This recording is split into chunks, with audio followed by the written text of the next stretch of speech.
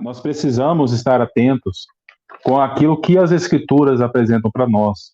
E nós precisamos, de fato, estar atentos com o que o Senhor está falando nas Escrituras, porque tem muitas doutrinas ao nosso redor que, infelizmente, ou elas estão limitadas ou elas estão na contramão da mensagem genuína do reino.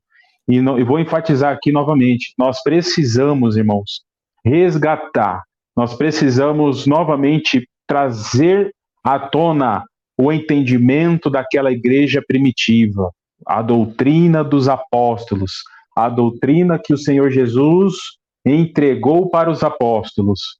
E eu tenho certeza que o Senhor vai realizar essa obra, faz parte do processo de amadurecimento dos filhos de Deus nesses últimos dias, de realmente trazer, restaurar esse evangelho genuíno do reino. E é um exercício, é desafiador, é algo que vai nos confrontar. Eu sou confrontado, o Wagner, o pastor Igor, e nós precisamos ser confrontados, né, de tudo aquilo que aprendemos no passado e que nós precisamos desvencilhar de tudo aquilo que está em desacordo com a palavra de Deus. E isso é muito importante, irmãos, é uma responsabilidade enorme de resgatarmos este princípio, porque faz parte da restauração de todas as coisas. Porque eu creio naquela palavra que o Senhor Jesus disse, que Elias virá e restaurará todas as coisas. Tem tudo a ver de restaurar aquilo que está lá em Malaquias 4, de converter o coração dos pais aos filhos e dos filhos aos pais,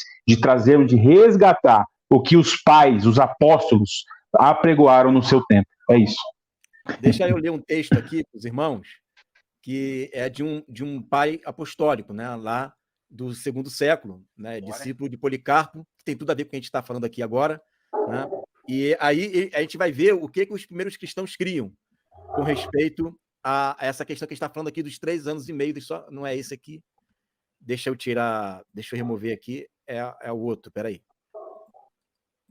Deixa eu botar aqui. Aqui, pronto, olha só. Uma revelação mais clara, né? Essa aqui é Irineu de Leão, né? Ele falando acerca da última metade, né?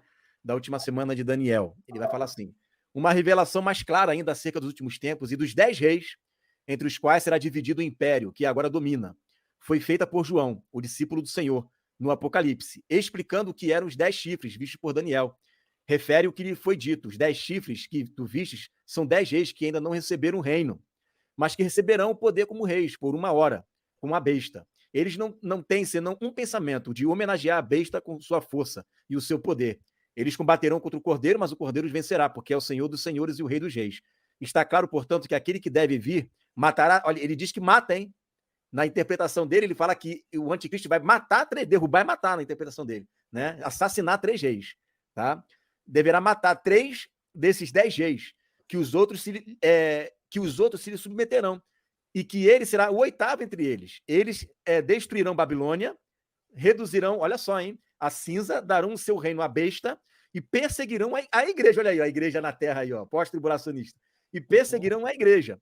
Mas em seguida serão destruídos pela vida de nosso Senhor. Texto de Tessalonicenses, né? O Senhor disse que o reino deve ser dividido e ser destruído. Todo reino dividido contra si mesmo acaba em ruína, e nenhuma cidade ou casa dividida contra si mesmo poderá subsistir. O reino, a cidade, a casa deve ser dividida em 10 partes.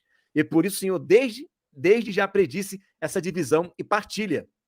O próprio Daniel identifica o fim do 4º reino nos 10 dedos dos pés da estátua. Olha aí, atrelando os 10 dedos aos 10 reis, né? Vista por Nabucodonosor, com os quais se chocou a pedra que se desprendeu sem intervenção de mão alguma. Ele diz assim: os pés eram parte de ferro e parte de argila, quando uma pedra, sem intervenção de mão alguma, destacou-se e veio bater na estátua, nos pés de ferro e de argila, e os triturou completamente.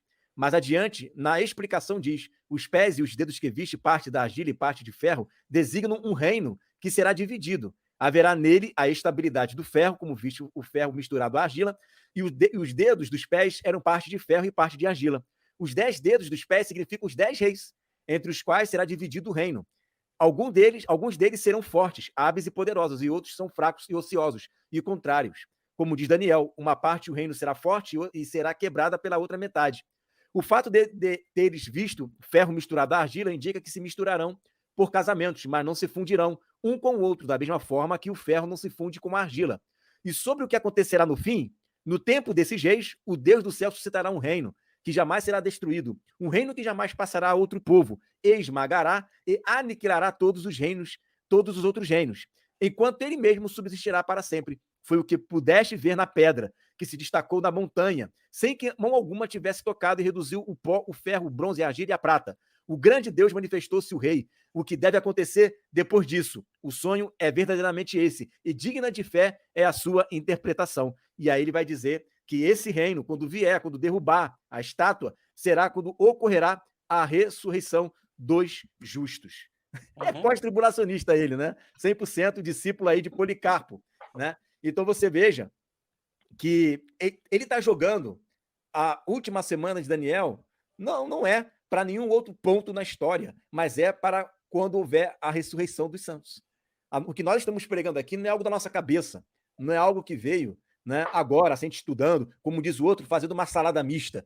O que a gente está ensinando tem reflexo, tem voz, tem bispos nomeados por apóstolos ensinando isso. Isso aqui é doutrina lá de de 130 depois de Cristo, 160 depois de Cristo.